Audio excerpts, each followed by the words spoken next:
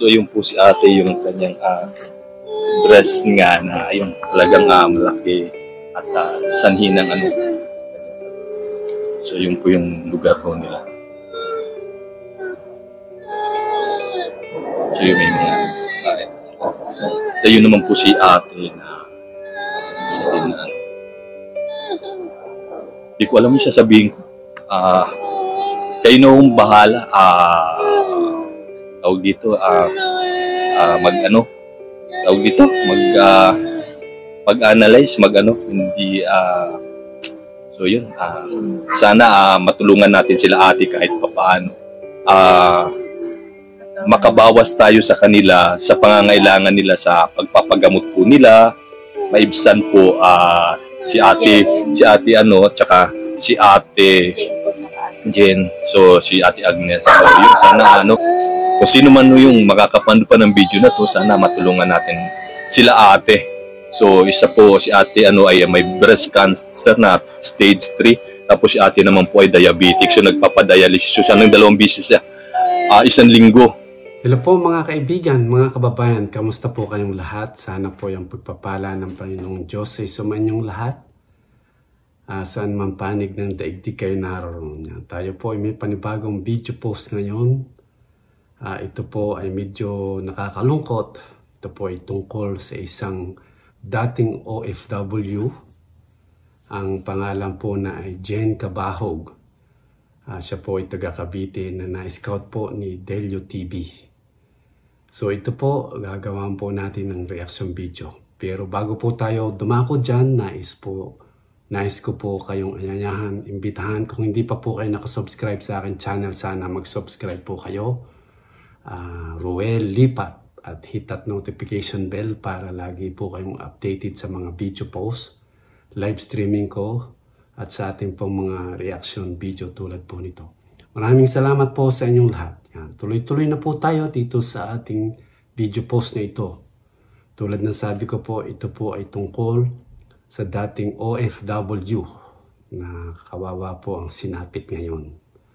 Siya po ay na-diagnose ng breast cancer na malala. At ito po, pinapuntahan ko po sa aking isang team member na si Delio TV para paabutan ng tulong. So without further ado, panoorin po muna natin yung video at tapos bigyan po natin ng reaction. Ito po yun. So yun, nakabili na lang tayo nung solution na 3 bote para panlinis dun sa sugat ni ate. Ano pa ulit? Ni ate Jane para din sa kanyang breast. So yung dasa lang din natin nabili kasi naka-specialize na bilhin ko talaga doon sa may particular na lugar lang. So yun nga sa Las Piñas, kailangan pa nilang bumiyahe ng 30 minutes papunta doon sa Las Piñas Hospital para bumili lang ng gasa na to. Kasi sa Mercury, wala tayong mabili na ganito. Puro 4x4, ito 4x8. Tapos by 8 ply. So medyo malaki yung, tsaka parang ayun na siguro yung malaking gasa na Kung yung na-interview nyo sir na umuungol si ate dito sa actual unit, maano talaga kayo. At yun nga, pakita ko lang sa inyo yung lugar din nila, yung sitwasyon nila dito sa tinitirhan nila dito sa Talaba. Para sa ganun makita rin ho ninyo. Ito yung bahay nila. Videohan ko kayo Pinasok ko na yung... Okay lang. So yung po si ate, yung kanyang breast nga na yung talagang malaki at sanhi ng ano. So yung po yung lugar po nila. So yung may mga tayo naman po si ate na sabi na hindi ko alam yung sasabihin ko. Kayo na hong bahala. Tawag dito, mag-analyze, hindi, so yun, sana matulungan natin sila ate kahit papaano.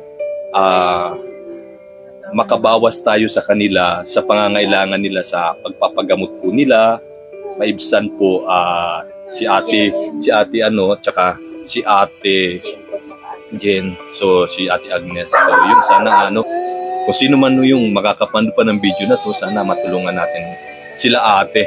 So isa po si ate ay may breast cancer na stage 3. Tapos si ate naman po ay diabetic. So nagpapadialysis siya ng 2 beses siya. 1 linggo. Ano kay ate? Ate, ano pong walang, lilinis lang nung ano niya. Nililinis ko po Tapos yan. walang gamot na, Meron po siya, pain reliever by Kesik lang po. yun lang yung ano talaga. Opo, kasi tapos na siya sa antibiotic. Oo. Balik namin, Hercules. Miyerkules yun. Sa Oo. kasi lalabas yung biopsy. Biopsy ni ate. Opo. Siya po yung dadalayin po siya doon para malaman kung yung resulta niya ay ooperahan po. Halimbawa, try nyo rin ate na lumapit kay Senator Tulfo, kahit baka sakali, kahit papaano legal, mabigyan kayo nila ng tulong. No, makita ang sitwasyon kung sino yung po pwede kasi ikaw buntis na. Or pwede ka rin mag-request sa barangay ng pa-service papunta doon. Kasi usually, ginawa ko na yun, meron ako sinamahan na may triplets na anak. Pumunta kami kay Senator Tulfo para humingi ng parang financial assistance sa kanya. Bakit po hinahanapan ng vaccine? Pagpunta nung kay Senator. Opo, for security, din hotel Wala yung po vaccine. nasa po kasi siya, nasa Southern. Galing po lumapit po kami. Kailangan po nang may vaccine. Oo. Nung mga time po na, ito po. Lumapit na rin talaga kayo doon. Lumapit na rin po kami. Pero hinanapan po kami ng vaccine, kaya hindi na po kami nakapasok. Ganun? Opo. So sa security pa lang, hindi na kayo. Opo, hindi na po. Bali yung mga kasama namin, nakapasok kami hindi. Oo. Kailangan po merong booster. Kailangan may booster. Huwag na makakapasok doon kasi wala akong booster. Hanggang second session lang ako yung One session na lang po ako. Oo. Actually, yung kapatid pumunta po kay Senator Rapi Tulfo para humingi ng tulong. Unfortunately, hindi po sila nakapasok kasi wala po silang turok.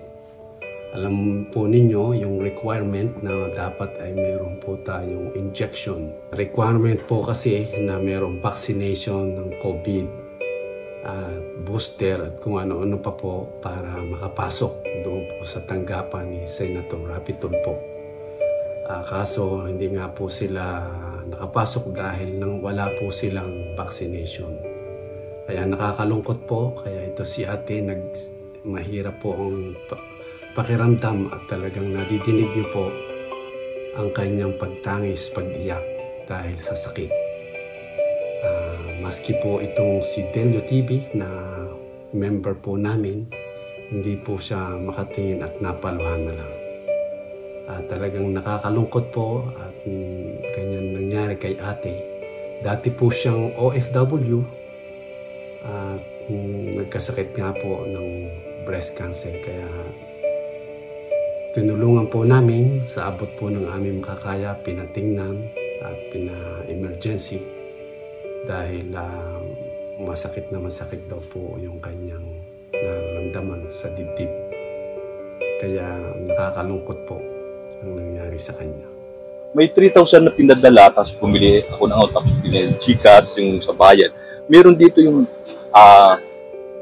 kay ating papacheck up, tapos kay ating naman yung pambili ng gasa, no?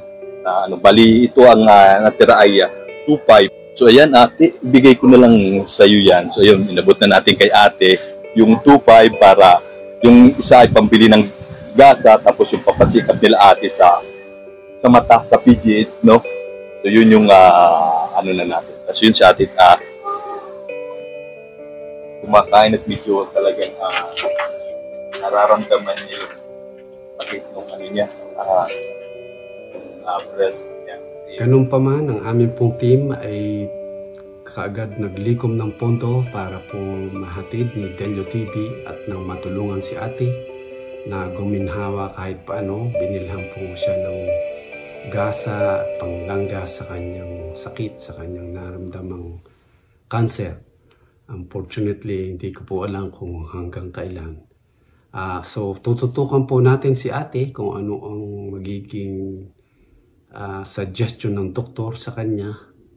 At abangan nyo po ang susunod na upload ni Delio TV o ng aming channel, ng aming grupo. Talagang nalulungkot po ako, talagang ganyan po ang buhay. Habang buhay may pag-asa, kaya tingnan po natin. So abangan po natin kung ano ang magiging sitwasyon nila sa susunod na video upload po natin. Ito po ay part 1 pa lang. Abangan po natin sa susunod na video. Maraming salamat po sa panonood, salamat po sa suporta. Nawa po ay tuloy-tuloy. Paki-suporta naman po kay Delio TV at sa iba po naming grupo sa Team Roel Lipat. Maraming salamat po sa inyong lahat. Nawa po yung pagpapala ng Panginoong Diyos ay laging sa inyo at lagi niyo pong tatandaan, God loves you and Jesus died for your sin. See you soon. Bye-bye.